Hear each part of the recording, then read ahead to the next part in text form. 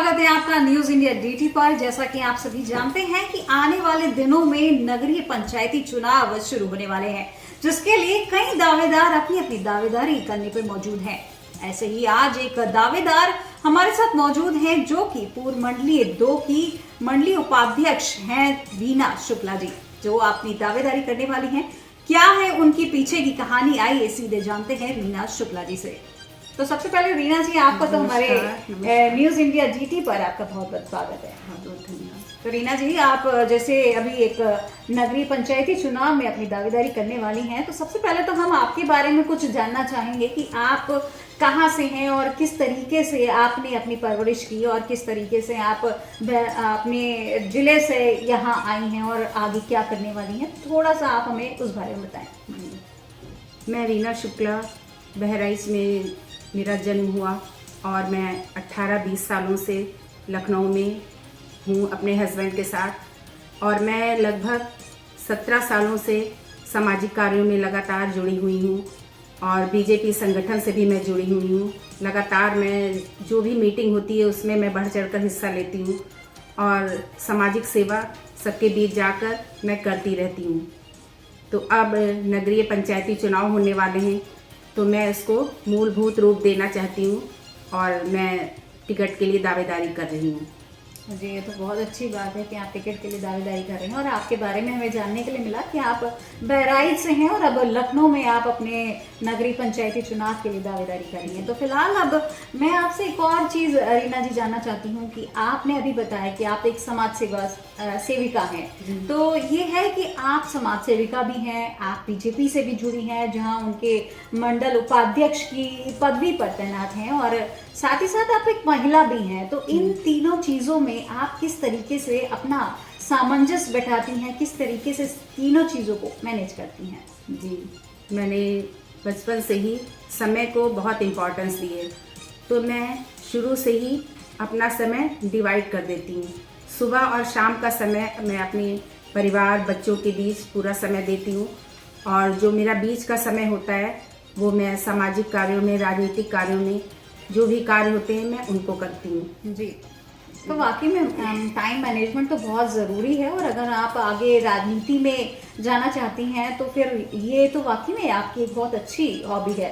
फिलहाल अब आपने विचार बनाया है राजनीति में जाने का। जी, तो फुल फ्लेश तरीके से आप राजनीति में जाने वाली हैं। आखिर क्यों आपने ये चीज़ सोची है इस तरीके से कि आप जो आपका समाज सेवा का काम है उसे छोड़ के आप राजनीति में जा रही हैं? जी, क्योंकि मैं चाहती हूँ कि राजनीति में आने पर मुझे एक प्लेटफॉर्म चाहिए, और जब मैं चुनाव के लिए, पार्षद के चुनाव के लिए टिकट मांग रही हूँ, अगर टिकट मुझे मिल जाता है तो मुझे एक अच्छा प्लेटफॉर्म मिल जाएगा। जी। और जब एक अच्छा प्लेटफॉर्म मिल जाएगा तो मैं उसके तहत सामाजिक सेवा और राजनीतिक सेवा विस्तृत रूप से कर पाऊँगी। जो मैं अभी छोटे छोटे रूपों में करती हूँ उसको मैं बड़ा रूप दे पाऊँगी और लोगों की समस्याएं सुनकर उनका समाधान कर पाऊंगी। अच्छा, तो आप मानती हैं कि अगर हम जो समाज सेवा करते हैं और अगर हम राजनीति में आ जाते हैं, उसको बेहतर तरीके से हम उसको प्लेटफॉर्म दे पाएंगे, बेहतर तरीके से और समाज सेवा कर पाएंगे। जी, और बाकी ये है कि जिस तरीके से आपने समाज सेवा की बात बताई, तो मैं ये चीज़ जानना चाहती हूँ कि जो समाज सेवा आप बोल रहे हैं, क्योंकि समाज सेवा एक ऐसी चीज़ है जो हर कोई नहीं करता। बहुत ही रेयर लोग हैं जो समाज सेवा जैसा काम करते हैं। तो आपने समाज सेवा किसको देखते हुए शुरू की? किसने आपको इंस्पायर किया उस समाज सेवा के लिए? आपने बहुत अच्छा सवाल किया है। बचपन से ही मेरे पिताजी और माताजी इस तरह के कार्य करते रहते हैं, सबकी सेवा। बहुत से लोग, गांव के लोग मेरे घर में आकर पढ़े, जबकि हम लोग भी कई भाई बहन थे छोटे, लेकिन सब लोग, बहुत से लोग गांव के जिनको सुविधाएं नहीं थी, वो मेरे घर में आकर रहकर पढ़े। तो मैंने मम्मी पापा से सीखा कि मुझे भी आगे ऐसे ही करना है, क्योंकि बच्चे घर में ही सीखते हैं। तो मेरा बचपन से ही मम्मी पापा के प्रति मैंने ये देखा, उनकी सेवा भाव को, तो मैंने इसको अपने जीवन में उतार लिया। और मैं सोचती हूँ, मुझे भी लगता है कि जब मैं सामाजिक सेवा करती हूँ, किसी के लिए कोई कार्य करती हूँ और वो खुश होता है, तो मुझे बहुत दुआएं मिलती हैं और मैं बहुत खुश होती हूँ। मुझे लगता है मुझे सब कुछ मिल गया। जी, तो आप काफ़ी समय से समाज सेवा करती आ रही हैं और काफ़ी लंबे समय से आप बीजेपी की साथ जुड़ी हुई हैं, बीजेपी पार्टी के संगठन में जुड़ी हुई हैं। तो ये है कि आपने समाज सेवा के उस पे क्या क्या चीज़ें की हैं, कौन कौन से ऐसे समाज सेवा की हैं जिससे आपको बहुत अच्छा लगता है? मेरा एक एनजीओ है, विद्या धनेश्वर जन सेवा समिति। मैं उसी के माध्यम से हर साल गरीबों में कंबल वितरण करती हूँ। हर साल तहरी भोज और भंडारे का प्रयोजन करती हूँ और हर साल मैं भागवत करती हूँ बढ़ चढ़ कर। और जहाँ कहीं भी किसी तरह के क्षेत्र में जो भी कार्य होते हैं और मुझे पता चलता है, मुझे बताया जाता है, तो मैं हमेशा ही उसमें हिस्सा लेती हूँ। हमेशा ही उसमें योगदान अपना मेरा और मेरे परिवार का हमेशा ही रहता है जी।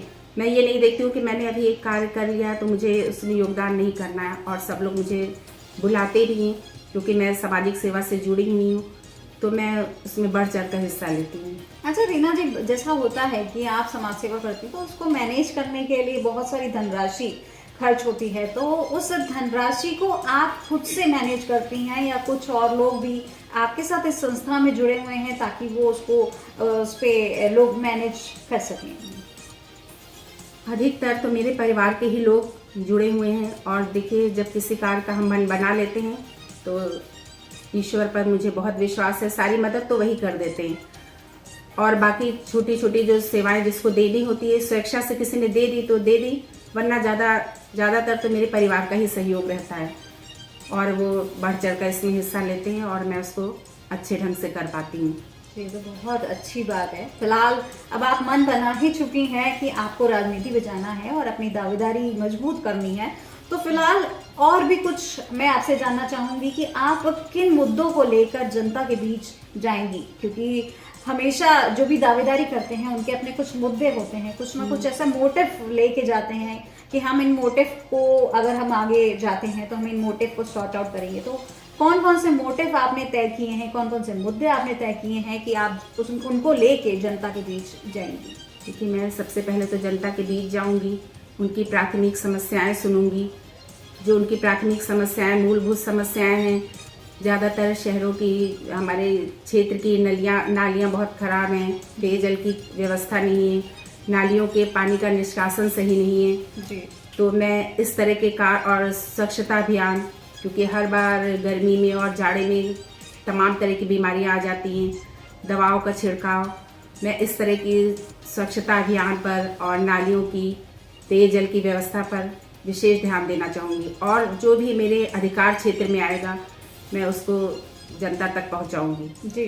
बाकी रीना जी, आपने अभी स्वच्छता की बात की है कि किस तरीके से स्वच्छता पर आप काम करेंगी।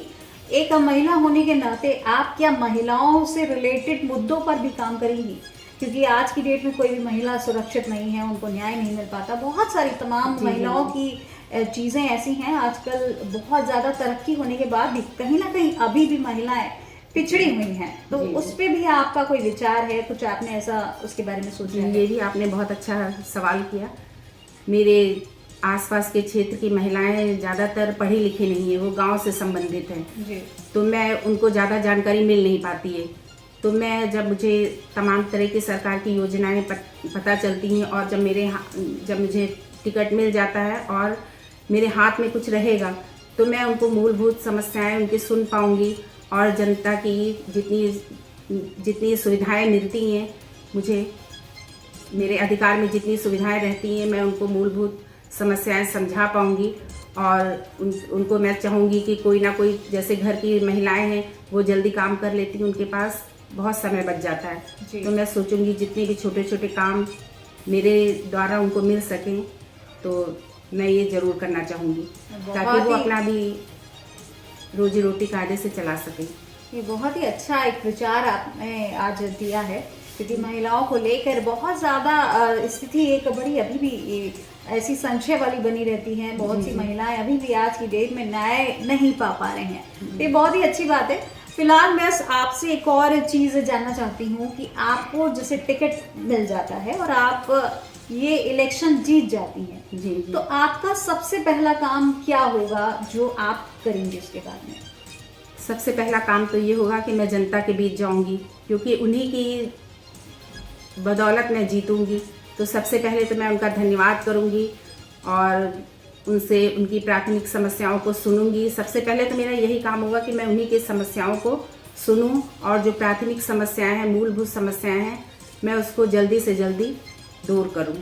ये तो बहुत वाकई में आपने बहुत अच्छा सा सब कुछ प्लान आउट कर रखा है। आई होप कि आपको टिकट मिले और आप जीते भी।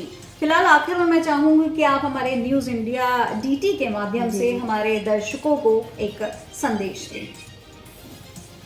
क्योंकि मेरा बचपन से ही संगीत में बहुत रुझान रहा है, तो मैं 4 लाइन के गीत के माध्यम से। है प्रिय जहाँ की रे सदा, है प्रिय जहाँ की रे सदा, मैं गीत वहाँ के गाता हूँ। भारत का रहने वाला हूँ, भारत की बात सुनाता हूँ। है प्रिय जहाँ की रे सदा। और अंत में मैं यही कहना चाहूँगी कि हमारे देश के जो प्रधानमंत्री हैं आदरणीय मोदी जी, मैं उनसे बहुत प्रभावित हूँ और मैं भी चाहती हूँ कि मैं उन्हीं की तरह आपके बीच आऊँ और अच्छे कार्य करूँ। जी बहुत बहुत शुक्रिया आज न्यूज़ इंडिया DT को अपना समय देने के लिए। तो ये थी हमारे साथ पूर्व मंडल 2 से मंडल उपाध्यक्ष रीना शुक्ला जी, जिन्होंने आज अपने विचार हमारे सामने व्यक्त किए हैं।